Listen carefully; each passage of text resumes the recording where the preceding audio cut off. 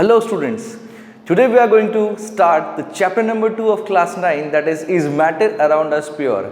So in chapter 1 we have discussed about the matter and its classification and all the methods involving the conversion and all. Now we are going to learn about the whole classification of matter, okay, and the purity of matter, कि क्या होते हैं pure substances, क्या होते हैं mixtures, okay, solutions क्या होते हैं, इन सब के बारे में आज हम लोग चर्चा करने वाले हैं कि अगर कोई मिक्सचर मिक्स हो गया है तो if they are need to be separated, so how do we separate them, ये चीज़ें हम लोग इस चैप्टर में डिस्कस करने वाले हैं. ठीक है, तो स्टे ट्यून. अब हम स्टार्ट करते हैं. सबसे पहले हम समझते हैं कि प्योर सब्सटेंस की डेफिनेशन क्या होती है. प्योर सब्सटेंस क्या वो सब्सटेंस होता है कि जैसे हम लोग मार्केट जाते हैं तो मार्केट से हम लोग घी खरीद के लाते हैं, उसके ऊपर लिखा होता है प्योर घी, या मिल्क होता है प्योर मिल्क लिखा होता है. तो that pure means what exactly that pure means. बेटा वो प्योर साइंटिफिकली प्योर नहीं होता. साइंटिफिकली प्योर सब्सटेंस का मतलब है कि अगर कोई सब्सटेंस प्योर है तो वो एक सिंगल सब्सटेंस है, उसको आप अदर काइंड्स में डिवाइड नहीं कर सकते, तोड़ नहीं सकते बाय एनी फिजिकल मेथड. तो प्योर सब्सटेंस की डेफिनेशन अगर हम देखें तो प्योर सब्सटेंस इस चैप्टर का नाम है, इसलिए हम स्टार्ट यहीं से करेंगे कि प्योर सब्सटेंसेस होते क्या हैं. एक्चुअली हम थोड़ा ब्रीफ क्लासिफिकेशन देख चुके हैं इसका, बट ब्रॉडली क्लासिफाई हम यहाँ पर करेंगे. So what is a pure substance? A single substance which can't separated into other kinds of matter by any physical method. मतलब आप इसको मैटर के और भागों में बांट नहीं सकते और फर्दर इसको डिवाइड नहीं कर सकते. ठीक है, तो ये होता है प्योर सब्सटेंस. अगर हम मैटर का क्लासिफिकेशन देखें तो मैटर को हमने फिजिकली और केमिकली दो भागों में डिवाइड किया था. एक था फिजिकली, एक और केमिकली. ठीक है, तो मैटर को अगर हम देखें तो मैटर की दो ब्रांचेस हैं. ठीक है, एक केमिकली, एक फिजिकली. ओके, सबसे हम पहले केमिकली देखते हैं. तो chemical classification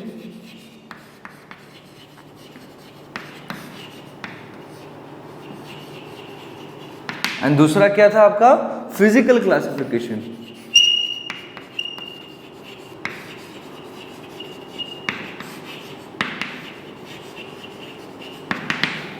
okay, now chemical classification में देन क्या था? It is divided into two parts. First is pure substance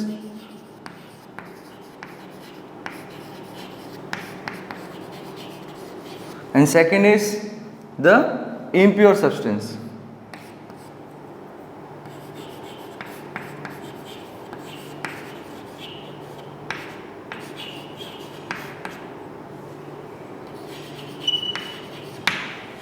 अब प्योर सब्सटेंस जो होता है फिर डिवाइड होता है तीन पार्ट में, सॉरी टू पार्ट्स में. एक होता है आपका एलिमेंट, सेकंड होता है आपका कंपाउंड. ठीक है, अब एलिमेंट जो है वो फिर फर्दर थ्री टाइप का होता है. एक होता है मेटल, दूसरा होता है नॉन मेटल, और तीसरा होता है metalloids.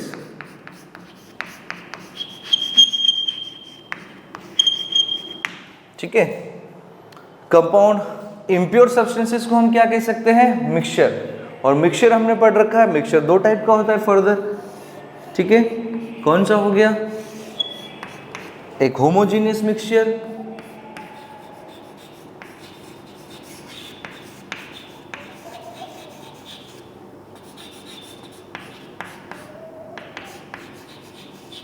and second one is heterogeneous mixture.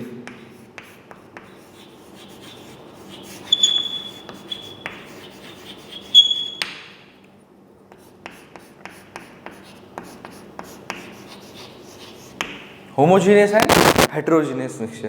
तो ये टोटल केमिकल क्लासिफिकेशन, इनके बारे में हम और डिस्कस करेंगे. ठीक है, फिर फिजिकल क्लासिफिकेशन, ये तीन सिंपली पार्ट्स में डिवाइडेड है आपका.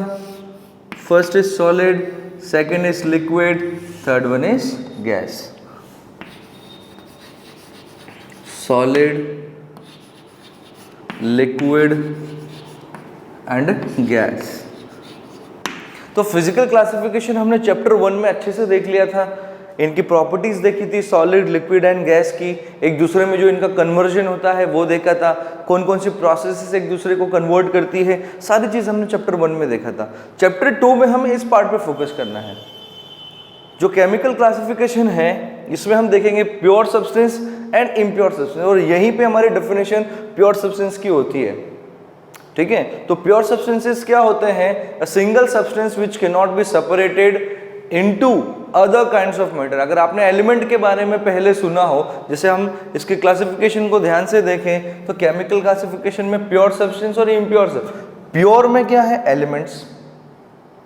एलिमेंट में क्या है? Metal. Metals like iron, aluminium, copper, these are सब मेटल्स।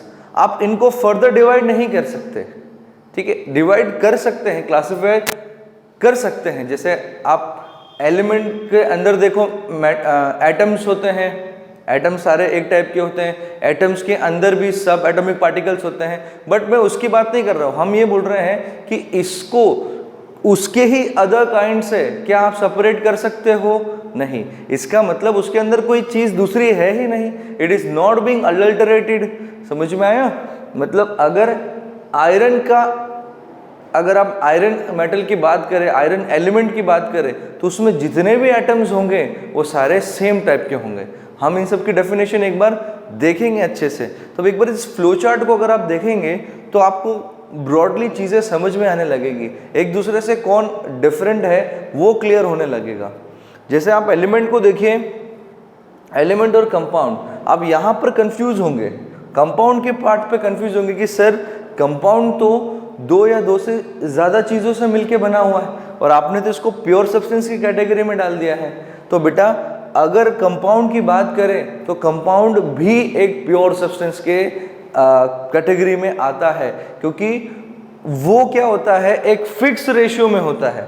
ठीक है, जब एलिमेंट्स फिक्स रेशियो में कंबाइन होते हैं तो वो क्या फॉर्म करते हैं? कंपाउंड फॉर्म करते हैं। They exhibit the fix properties they have, okay, they can not be physically separated.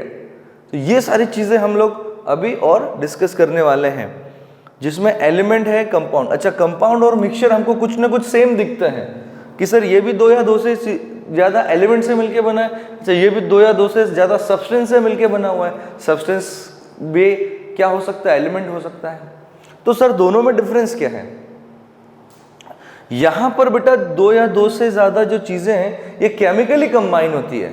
अगर आप देखोगे, अगर CO2 बना है आपका तो C+O2 CO2 एक केमिकल रिएक्शन मिली है, यहाँ पे आपको केमिकल रिएक्शन मिली है, they are being chemically reacted with each other, और केमिकली ये फॉर्म कंपाउंड जो है फॉर्म्ड हुआ है।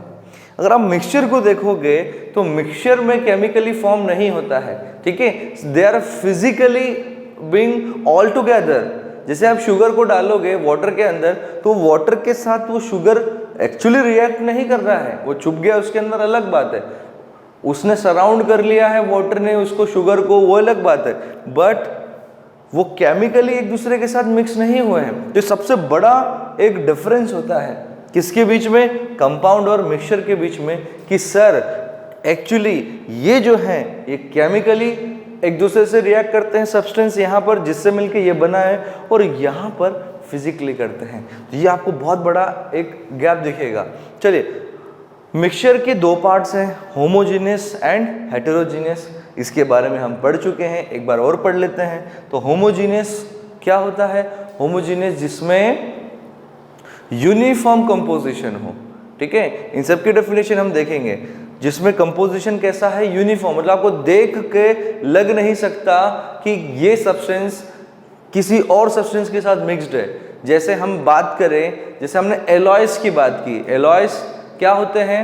मेटल्स, एक 2 या 2 से ज़्यादा मेटल से मिलके बने होते हैं, ठीक है, तो हम उनको देख के बता नहीं सकते। चलिए एलॉयस के बात छोड़े, हम अगर हम सॉल्ट सॉल्यूशन की बात करते हैं, सपोज हमने सॉल्ट मिलाया वाटर के अंदर, स्टिर कर दिया, फिर हम उसको रखेंगे और कोई अननोन पर्सन को बोलेंगे कि भैया ये क्या है ज़रा बताना, तो बोलेगा this is water. So composition इतना यूनिफॉर्म है, इतना सेम है, you can not distinguish by just seeing them. So this is what the uniform composition is. So homogeneous mixture have uniform composition, but on the contrary heterogeneous mixture are non uniform composition. ठीक है, इसमें आप देखते ही बता लोगे कि दो चीजें मिक्स हुई है.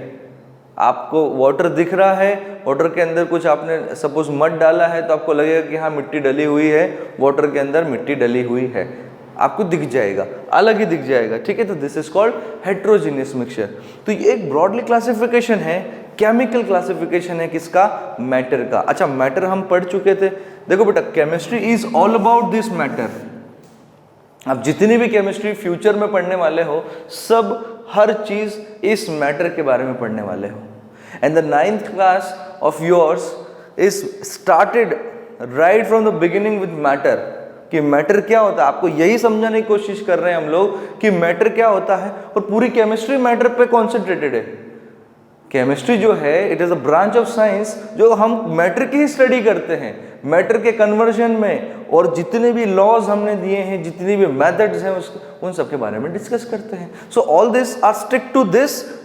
एक इस क्लासिफिकेशन के अंदर ही आपकी एक केमिस्ट्री कहीं ना कहीं घूमती रहती है. तो आपको ये जो है क्लासिफिकेशन बहुत अच्छे से देखना है बच्चों. ठीक है, फिजिकल क्लासिफिकेशन हम देख चुके हैं. अब हम इनके बारे में थोड़ा अच्छे से डिस्कस करते हैं कि प्योर सब्सटेंसेस के एलिमेंट, कंपाउंड, इनकी प्रॉपर्टीज क्या होती है, इनको हम देखेंगे. इनके डेफिनेशन पे इन डेफिनेशन पार्ट को कवर करेंगे. Okay, let's start with elements. What are elements?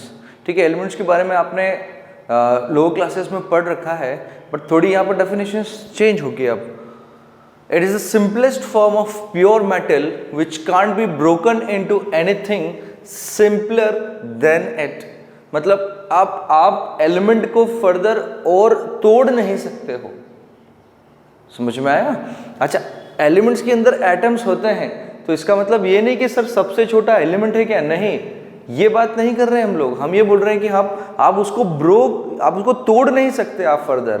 ठीक है, कि इसके में से कोई दूसरा पार्ट निकाल लिया जाए जो अलग है.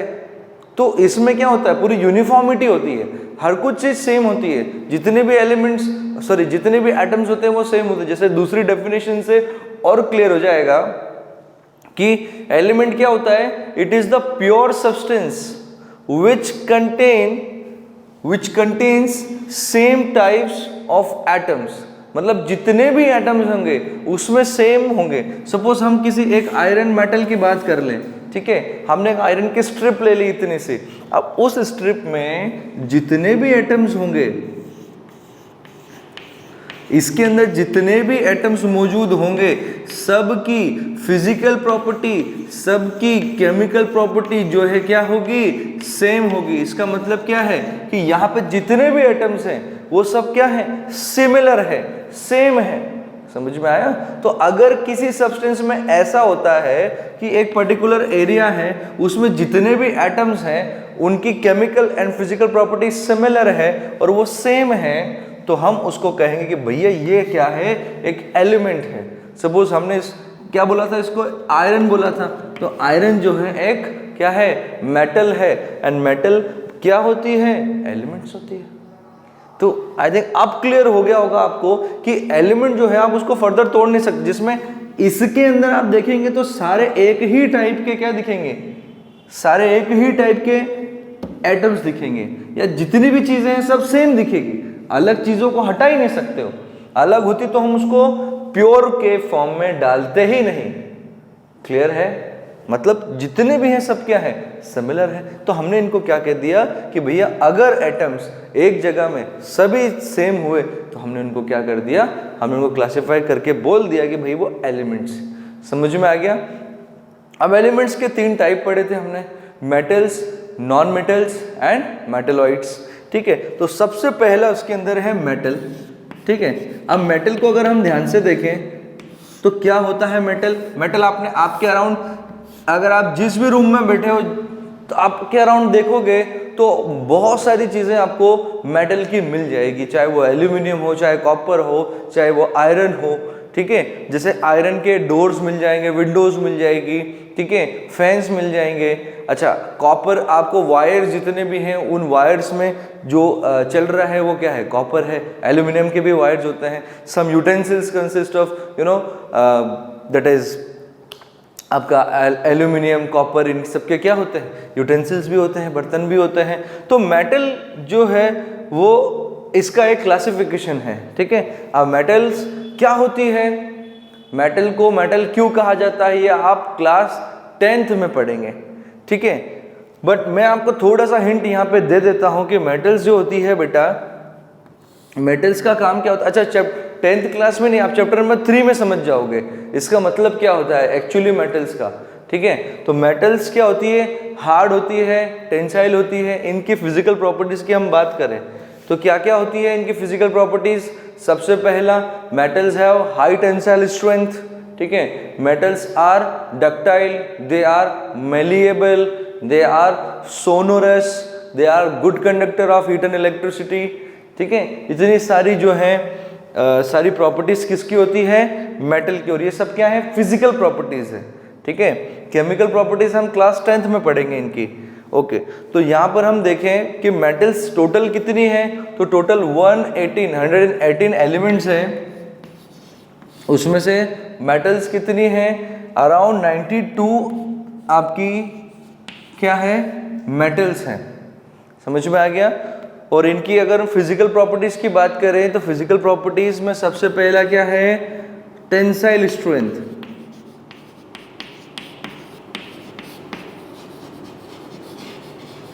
टेंसाइल स्ट्रेंथ की कैसी होती है, काफी हाई टेंसाइल स्ट्रेंथ होती है। जैसे आप जिस बिल्डिंग में रह रहे हो, सपोज उसके दूसरे और तीसरे फ्लोर पे आप कंफर्टेबली बहुत सारी चीजें रखते हो, और इस बिल्डिंग का जिसमें आप हो उसका खुद का सेल्फ वेट होता है। तो आप ये समझो इतना लोड कौन बियर कर रहा है, क्या कंक्रीट कर रहा है, नहीं। कंक्रीट में प्रेजेंट जो आयरन की रॉड्स होती, जो बार्स होती है, उन्होंने इस पूरे बिल्डिंग को संभाल के रखा हुआ है। आप सोचो अगर बार्स नहीं लगाते तो क्या कंक्रीट पूरा टिक पाता ऊपर, बिल्कुल भी नहीं। कंक्रीट पूरा कहाँ जाता, नीचे गिर जाता। तो किसने संभाल के रखा इसको, कि इस लोड को कौन बेयर करके रख रहा है, आयरन रॉड्स बेयर कर रही है, ठीक है। और भी हम बात करें, जैसे हमारे जो बेड्स वगैरह होते हैं जो आयरन के बने होते हैं, या फिर टेबल्स, या फिर कोई भी चीज जो रखने की है, तो उन पे आप प्रेशर भी लगाओगे, जितना भी लोड दोगे, ठीक है, वो बेयर कर सकती है। तो पहली प्रॉपर्टी है टेंसाइल स्ट्रेंथ, ठीक है। They do have high tensile strength, ठीक है, so that they can bear high loads, heavy loads. Second is ductility. So metals are ductile.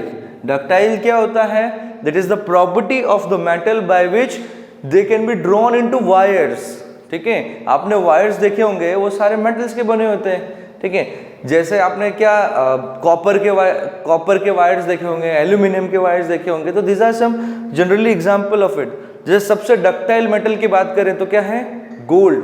Gold is the most ductile metal. अगर आप 1 gram gold लेंगे और उसको stretch करेंगे तो 2 से 3 किलोमीटर तक उसका स्ट्रेच, जो वायर है उसका स्ट्रेच होते हुए जाएगा विदाउट गेटिंग ब्रेक। बिना ब्रेक हुए 2 से 3 किलोमीटर तक एक गोल्ड के 1 ग्राम को आप स्ट्रेच कर सकते हो। तो ये प्रॉपर्टी है, किसको क्या कहते हैं, डक्टिलिटी। नेक्स्ट है मेलिएबिलिटी। मैं जल्दी क्यों बता रहा हूं, क्योंकि आप क्लास 8 में पढ़ के आ चुके हो सब चीजें। मेलिएबिलिटी मतलब मेलिएबल होती है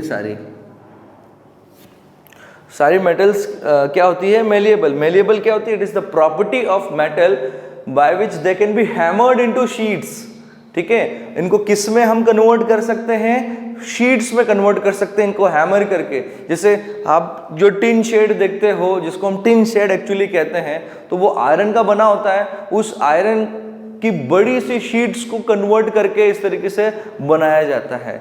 जैसे आप जो भी यूटेंसिल्स देखते हैं, सपोज आपके घर में जो बड़े बड़े सीलोज होते हैं, जैसे हम अनाज जो डालते हैं ना, जिसमें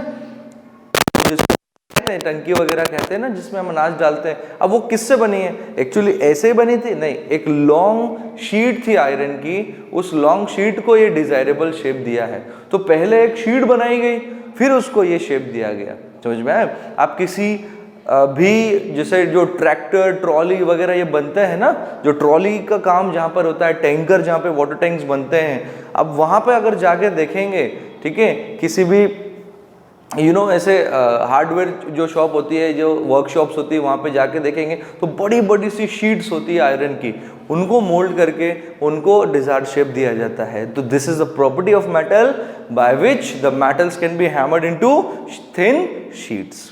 ठीक है, चलिए अच्छा, सबसे अच्छा एग्जांपल आपने शीट्स का देखा होगा, जो आप टिफिन लेकर जाते हो स्कूल में, तो फूड पैकेजिंग के काम में एल्यूमिनियम फॉइल का यूज होता है। ठीक है, एक्चुअली वो क्या होता है, एल्यूमिनियम होता है, उसको इतना थिन हैमर किया जाता है कि वो आपके पैकेजिंग के काम में भी आ जाता है, वो ब्रेक होता नहीं है, वरना पेपर वगैरह क्या होते हैं, खराब हो जाते हैं। ठीक है, नेक्स्ट क्या है, सोनोरस।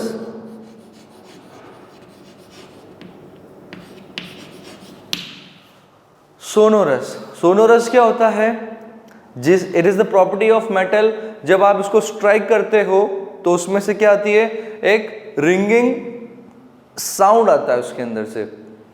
जब दो मेटल को आप आपस में स्ट्राइक करते हो तो एक रिंगिंग साउंड जनरेट होता है, जिसको हम क्या कहते हैं, जनरली वो मेटल्स का होता है। ठीक है, फिफ्थ प्रॉपर्टी उसकी क्या है, सोनोरस डक्टाइल, कंडक्टिविटी।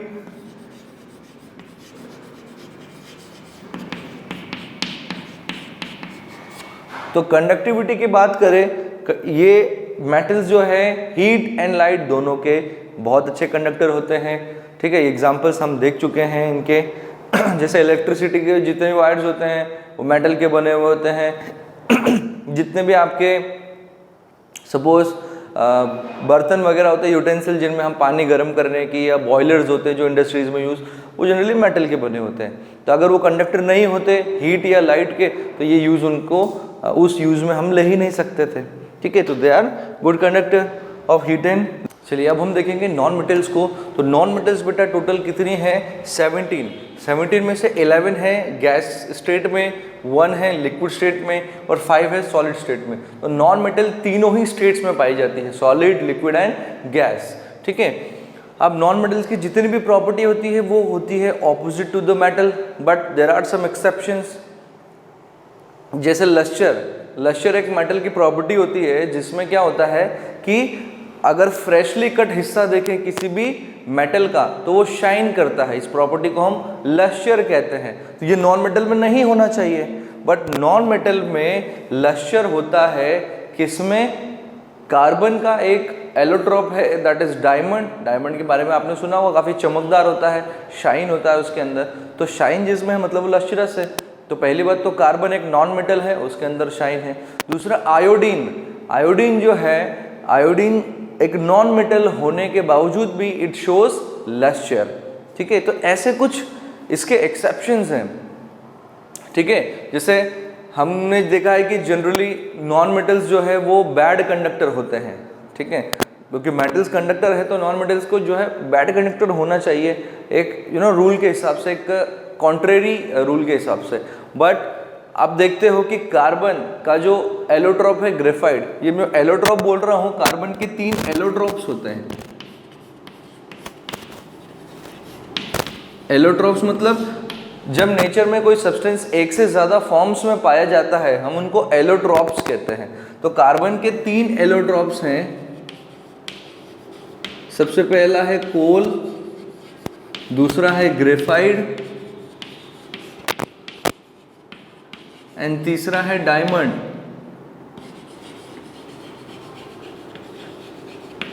ये तीनों ही हमारे लिए इंपॉर्टेंट है। ठीक है, अब कार्बन है तो तीनों कार्बन ही, मतलब अरेंजमेंट सिर्फ अलग है, बट है सभी क्या, कार्बन है। ठीक है, अब ग्रेफाइट की हम बात करें तो ग्रेफाइट क्या होता है, कंडक्टर होता है। और यह कंडक्टर भी किसके कारण होता है, उसके स्पेशल अरेंजमेंट के कारण। ठीक है, डायमंड भी सबसे स्ट्रॉन्ग है। ठीक है, होना क्या चाहिए था, इतना स्ट्रॉन्ग नहीं होना चाहिए, बट फिर भी उसके अरेंजमेंट के कारण क्या है, strongest substance on the earth. और दूसरी बात वो शाइन करता है। तो नॉन मेटल ने ना तो शाइन करना चाहिए, ना वो कंडक्टर होना चाहिए। तो कार्बन के दोनों ही इलेक्ट्रॉन्स इस चीज को गलत प्रूफ कर रहे हैं कि ग्रेफाइट जो है वो कंडक्टर होता है, पहली बात। दूसरा, डायमंड जो होता है क्या होता है, लस्ट्रस होता है। तो ये थी आपकी नॉन मेटल्स। और तीसरी कैटेगरी आ जाती है एलिमेंट्स में, मेटेलॉइड्स।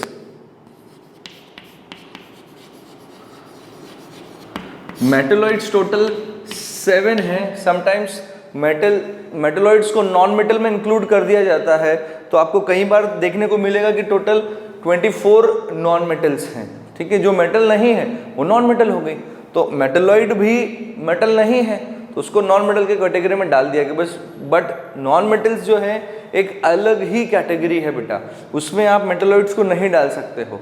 तो मेटेलॉइड्स कितने हैं टोटल, 7 मेटेलॉइड्स हैं। अब मेटेलॉइड्स होते क्या हैं, ऐसे एलिमेंट जिनमें ना तो मेटल की पूरी प्रॉपर्टी हो ना नॉन मेटल की पूरी प्रॉपर्टी हो, या दूसरे शब्दों में कहें जिनमें आधी प्रॉपर्टी मेटल्स की होती है और आधी नॉन मेटल्स की होती है। Sometimes they behave like metal and sometimes they behave like non metal, so that is why they are called metalloids. अगर आप पीरियोडिक टेबल में देखोगे तो पीरियोडिक टेबल में एक लाइन से ये सेपरेट करते हैं। जैसे पीरियोडिक टेबल अगर आपने देखी होगी तो इसके लेफ्ट साइड सारी क्या होती है, मेटल्स होती है, राइट साइड सारी क्या होती है, नॉन मेटल्स होती है, और बीच में ये जो जिग-जैग लाइन होती है जिसके अंदर आपके 2 2 और 1 2 2 2 और 1 इस तरीके से 6 7 जो है आपके मेटेलॉइड्स प्रेजेंट होते हैं, ठीक है। तो इधर सारी मेटल्स, इधर सारी नॉन मेटल्स, और यहाँ बीच में जो होते हैं यहाँ पर आपके 6 मेटेलॉइड्स होते हैं। तो आपकी पीरियोडिक टेबल आपको पूरी इंफॉर्मेशन देती है इन सब के बारे में, ठीक है। चलिए अब नेक्स्ट हम बात करेंगे कंपाउंड्स की, ठीक है। तो आपका प्योर सब्सटेंस का एक पार्ट खत्म हो गया है जो कि है एलिमेंट, और दूसरा जो कैटेगरी है वो क्या होती है, कंपाउंड। ओके, नाउ कंपाउंड्स क्या होते हैं। प्योर सब्सटेंस की एक कैटेगरी देख ली हमने, एलिमेंट्स। दूसरी कैटेगरी है कंपाउंड्स। कंपाउंड्स क्या होते हैं, द प्योर सब्सटेंसेस कंटेनिंग 2 और more elements which combine in a fix ratio. Elements की बात करें बेटा, जब 2 या 2 से ज़्यादा एलिमेंट्स कंबाइन होते हैं और क्या बनाते हैं, एक कंपाउंड बनाते हैं। और the most important word is here fix ratio. इनका रेशियो फिक्स होता है ऑलवेज। ये कभी भी ऐसा नहीं होगा कि एक बार 3 एटम्स इकट्ठे हुए एक एलिमेंट के, कभी 2 हो गए, इस तरीके से नहीं। जैसे हम अगर एग्जांपल लें H2O का, ठीक है, तो अगर H2O की बात करें तो यहाँ पे एटम्स का रेशियो अगर हम देखें तो हाइड्रोजन के कितने एटम्स हैं, 2 एटम्स हैं। ऑक्सीजन के कितने एटम्स हैं, 1। तो रेशियो कितना हो गया, 2:1 बाय एटम, ठीक है। अब ये 2:1 का जो रेशियो है ये हमेशा कांस्टेंट रहेगा। अगर वाटर बनाना है, H2O बनाना है, तो आपको यही रेशियो कांस्टेंट रखना पड़ेगा। सपोज ये रेशियो अगर अलग हो जाता है, सपोज 1:1 का रेशियो हो जाए, ये रेशियो अगर 1:1 का हो गया तो ये वाटर नहीं होगा, ये कुछ और बन जाएगा। लाइक हम अगर बात करें H2O2 की, H2O2 का रेशियो अगर हम देखें तो क्या होगा, 2:2, या फिर कैंसिल करके 1:1 का जो रेशियो है वो बन जाएगा। तो 1:1 का जो रेशियो है बेटा ये वाटर नहीं है। H2O2 this is not water, it is hydrogen peroxide, ठीक है। ये अलग काम में आता है, it is not a water. अब देखो ध्यान से, जैसे ही हमने हाइड्रोजन का रेशियो बदला, हाइड्रोजन ऑक्सीजन का रेशियो बदला, आपका पूरा कंपाउंड ही चेंज हो गया। मतलब अगर आपको वाटर बनाना है तो आपको 2 हाइड्रोजन और 1 ऑक्सीजन लगेगा ही। This is fix, this is fix. ऐसा ही हर एक में होता है, जितने भी एलिमेंट्स होते हैं उन सब का एक रेशियो फिक्स है। अगर Na2SO4 है, उसको बनना है तो 2 सोडियम, 1 सल्फर, 4 ऑक्सीजन लगेंगे ही। और अगर इससे कुछ और होता है तो जैसे Na2SO3 हो गया, वो फिर अलग कंपाउंड बन जाएगा। तो इस फिक्स रेशियो का मतलब ये है, अगर आपको एक पर्टिकुलर कंपाउंड बनाना है, सपोज CO2 की बात करें, CO2 की अगर हम बात करें तो कार्बन डाइऑक्साइड, अगर कार्बन डाइऑक्साइड की हम बात करें तो कितने एटम है यहाँ पे कार्बन के, 1। ऑक्सीजन के कितने हैं, 2। अब यहाँ पे 1:2 का रेशियो है। यही रेशियो अगर 1:1 का हो जाए तो क्या बन जाएगा, कार्बन मोनोऑक्साइड। दोनों एक दूसरे से बहुत अलग है, दोनों में कोई मैचिंग नहीं है। समझ में आया, प्रॉपर्टीज अलग है दोनों की, ठीक है, फिजिकल केमिकल प्रॉपर्टी सब अलग है, हालांकि दोनों गैस है, ये पॉइजनस गैस है, ये पॉइजनस नहीं है। तो ये है कि जैसे ही आपने रेशियो बदला, जैसे यहाँ पे रेशियो कितना है 1:1 का रेशियो हो गया, रेशियो बदला, कंपाउंड चेंज। तो यहाँ पे मतलब ही रेशियो का है, यहाँ ratio is very important word. तो दो या दो से ज्यादा एलिमेंट से मिलके तो बन रहा है। तो आप बोलोगे सर फिर प्योर कैसे हो गया? प्योर इसलिए हुआ बेटा क्योंकि ये अपने आप में एक प्योरिटी रखता है, ये फिक्स है। जैसे एटम आयरन का एटम जो है वो अलग है, फिक्स है, ऐसे ही वाटर का जो मॉलिक्यूल है वो फिक्स है, वो किसी दूसरे मॉलिक्यूल से बिल्कुल अलग होगा। समझ में आया? वो किसी दूसरे मॉलिक्यूल से बिल्कुल अलग होगा, इसलिए इसको हम प्योर की कैटेगरी में डालते हैं। क्लियर है? जैसे सपोज आपने एक ग्लास ऑफ वाटर लिया और हमने उसका ये छोटा सा सेगमेंट उठा लिया यहाँ से, तो आपको H2O कुछ इस तरीके से मिलेगा। ठीक है, ये एक ऑक्सीजन और 2 हाइड्रोजन है, तो ये ऑक्सीजन को हम डार्क कर देते हैं, तो इस तरीके से आपको H2O मिलेगा। ठीक है, H2O इस तरीके से आपको कहीं ना कहीं अरेंज होता हुआ मिल जाएगा। तो देखो ये जो एंटिटी है ये it acts like an individual entity, ये इसके साथ मिक्स नहीं हो रही है। समझ में? ये अलग है, ये अलग है, मतलब इस पूरे वाटर में तो ये सब सेम है। ठीक है, बट ये एक इंडिविजुअल एंटिटी के रूप में काम कर रही है, इसलिए हमने इसको किसकी कैटेगरी में डाला है? प्योर सब्सटेंसेस की कैटेगरी में। और प्योर सब्सटेंसेस की कैटेगरी में जब कंपाउंड आता है तो कंपाउंड में 2 एलिमेंट्स केमिकली इकट्ठा होते हैं। समझ में आया? जैसे कार्बन, जैसे H2O कैसे बना? हाइड्रोजन और ऑक्सीजन ने रिएक्शन की तब जाके वाटर बना। कार्बन और ऑक्सीजन ने रिएक्शन की तब जाके ये बना। हाइड्रोजन क्लोरीन ने रिएक्शन की तब जाके HCl बना। समझ में आया? तो आप इसको नॉर्मल मिक्सचर नहीं कह सकते, वरना हम इसको मिक्सचर बोल देते हैं। हमने इसको मिक्सचर नहीं कहा, वो मिक्सचर अलग चीज हो जाती है, वो इम्प्योर हो जाता है। So that is why we categorise it into pure substances. तो प्योर सब्सटेंसेस यहाँ पे एंड होता है। नाउ इम्प्योर सब्सटेंसेस का मतलब मिक्सचर होता है। ठीक है, तो अगर हम बात करें मिक्सचर की, तो मिक्सचर क्या होता है? जब 2 या 2 से ज्यादा चीजों को आप इकट्ठा करते हो, 2 या 2 से ज्यादा सब्सटेंसेस को, सब्सटेंसेस मतलब प्योर सब्सटेंसेस, या तो 2 एलिमेंट्स को इकट्ठा कर दो, 2 कंपाउंड्स को इकट्ठा कर दो, एक एलिमेंट एक कंपाउंड को इकट्ठा कर दो, तो वो क्या बनाता है? मिक्सचर बनाता है। समझ में आ गया? क्लियर है? चलिए हम अब मिक्सचर को देखते हैं।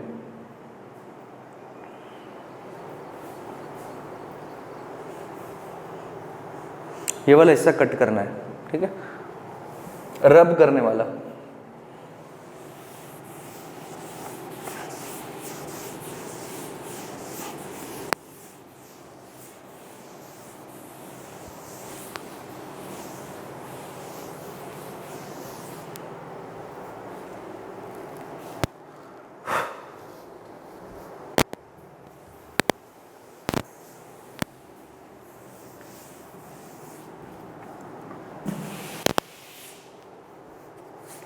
चलिए मिक्सचर क्या होता है?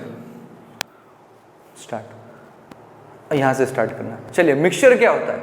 मिक्सचर को हम देखते हैं,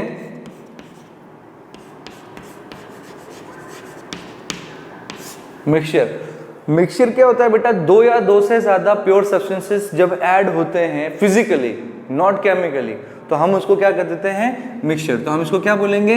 एडिशन ऑफ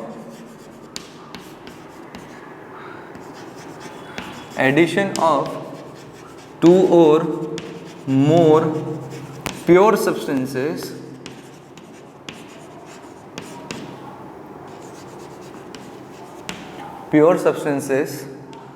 physically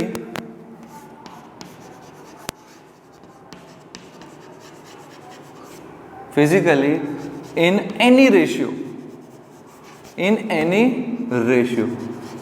ये लिखना जरूरी क्यों हो गया? क्योंकि हम इसको फिक्स रेशियो बोल देते हैं तो ये कंपाउंड बन जाता है। ठीक है, अगर हमने फिक्स रेशियो नहीं बोला तो क्या बन गया? ये मिक्सचर बन गया। मिक्सचर क्या होता है? Simple sugar solution. आपने एक ग्लास लिया, ठीक है, उसके अंदर वाटर था, आपने 1 टीस्पून शुगर डाल दी, आपने 2 टीस्पून शुगर डाल दी। अरे 3 डाल दोगे तो कोई आपकी जान ले लेगा? नहीं ले लेगा साहब। 3 डाल दो, 4 डाल दो, 50 डाल दो, कोई प्रॉब्लम नहीं है। तो कोई रेशियो फिक्स है क्या? नहीं। पर ये कहलाएगा क्या, ये मिक्सचर कहलाएगा, ठीक है। इसको सॉल्यूशन कहते हैं, सॉल्यूशन इज अ मिक्सचर, ठीक है। इसको हम क्या कहेंगे, मिक्सचर कहेंगे। समझ में आ गया। जो मिक्सचर क्या होता है, दो या दो से ज्यादा प्योर चीजें जब इकट्ठा होती है किसी भी रेशियो में, फिजिकली नॉट केमिकली, ये सॉल्ट इसके अंदर या शुगर इसके अंदर ऐड हुआ है तो केमिकल रिएक्शन नहीं होगी यहाँ पे, समझ में आया। वाटर और उसके साथ कुछ नहीं होगा, फिजिकली एक दूसरे के साथ, क्योंकि वापस आप निकाल सकते हो ना। अगर कोई केमिकल रिएक्शन एक बार हो गई तो रिवर्सिबल नहीं होती है वो, मतलब एग्जैक्टली सेम चीज आपको मिलती नहीं। ये आप केमिकल चेंज, फिजिकल चेंज में पढ़ चुके हो जूनियर क्लासेस में। तो this is a physical change, ठीक है। मतलब आपने शुगर ऐड करी, आप उतनी शुगर वापस निकाल सकते हो यहाँ से। तो physical change is reversible, chemical change is irreversible. So compound is irreversible chemical change, समझ में आया। जैसे H2O आपने बनाया, वाटर बन गया, ऑक्सीजन हाइड्रोजन कंबाइन हुए, वाटर बन गया। अभी आप बोलो ये पानी से मैं हाइड्रोजन अलग कर दूं, ऑक्सीजन अलग कर दूं, ऐसे ही सिंपल, तो कैसे होगा, नहीं हो सकता। तो ये डिफरेंस है दोनों में, ठीक है। तो मिक्सचर दो टाइप के होते हैं। सबसे पहला होता है बेटा होमोजीनियस और दूसरा होता है हेट्रोजीनियस, ठीक है। अब इनको समझते हैं हम कि होमोजीनियस और हेट्रोजीनियस क्या होता है। तो दो होते हैं आपके होमोजीनियस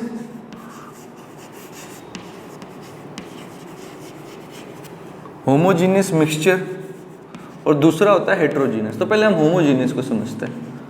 होमोजीनियस, होमो का मतलब होता है सेम, होमो का मतलब होता है सेम, ठीक है। अब इस बार सेम क्या रहने वाला है, ठीक है, सेम क्या होने वाला है वो उस पे कॉन्सेंट्रेट करना है।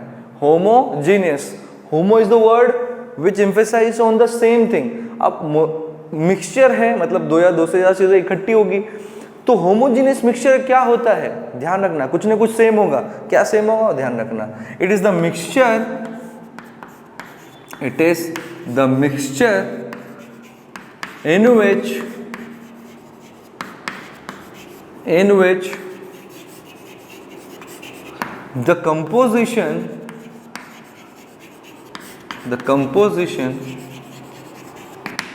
is uniform,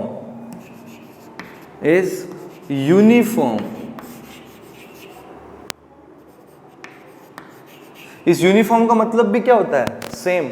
हम यूनिफॉर्म पहनते हैं ना, तो यूनिफॉर्म स्कूल की यूनिफॉर्म होती है, उसमें सब बच्चे दिखते हैं एक जैसे। अब जैसे 4 हाउसेस हैं, तो एक हाउस ने अलग रेड पहनी है, एक ने ब्लू पहनी, एक ने ग्रीन पहनी है, तो हम उनको बाइफरकेट कर पा रहे हैं ना, अलग अलग कर पा रहे हैं। ये ब्लू वाले अलग हैं, ये ब्लैक वाले अलग हैं, ये ब्लू वाले अलग है, रेड वाले अलग है। तो एक जैसे लोग यूनिफॉर्मली डिस्ट्रीब्यूटेड हैं, ये अलग हो गए, ये अलग हो गए। तो यहाँ पर भी यूनिफॉर्म है क्या, कंपोजिशन। कंपोजिशन उसकी बनावट, मतलब उसकी बनावट, उसको देखकर आप पता नहीं लगा सकते कि ये इसमें दो चीजें मिली हुई है एक साथ। तो this is we call homogeneous mixture. So it is the mixture in which the composition is uniform and there is no boundary, and there is no boundary of separation. There is no boundary of separation, मतलब उसमें boundary of separation नहीं है। तो आप पता नहीं लगा पाओगे कि इसमें क्या है। जैसे हमने क्या किया, अगेन पानी में हमने नमक मिला दिया, शुगर मिला दी, ठीक है, और आप बताओगे क्या इसको, इसको देख के पता लगा सकते हो। आप कोई अननोन आदमी आए और पूछे कि भैया क्या है ये, तो आप बोलोगे साहब पानी है, तो आप नहीं पता लगा सकते क्योंकि उसका कंपोजिशन कैसा है, यूनिफॉर्म है। आप देख के उसको पता नहीं लगा सकते हो। क्लियर है। तो this is homogeneous mixture. Second is heterogeneous mixture. अब हेट्रोजेनियस मिक्सचर क्या होता है बच्चों, हेट्रोजेनियस मिक्सचर वो मिक्सचर होता है जिसके अंदर अब क्या होगा, इसका उल्टा, कंपोजिशन यूनिफॉर्म नहीं होगा, ठीक है। हेटेरो मतलब डिफरेंट, अलग, तो हेट्रोजेनियस मिक्सचर जिसमें कंपोजिशन यूनिफॉर्म नहीं होता है, हेटेरोजेनियस।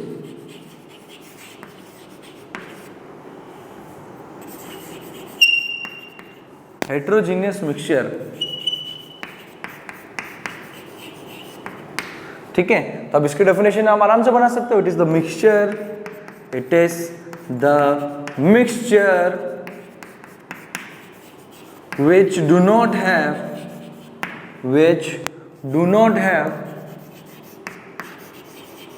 uniform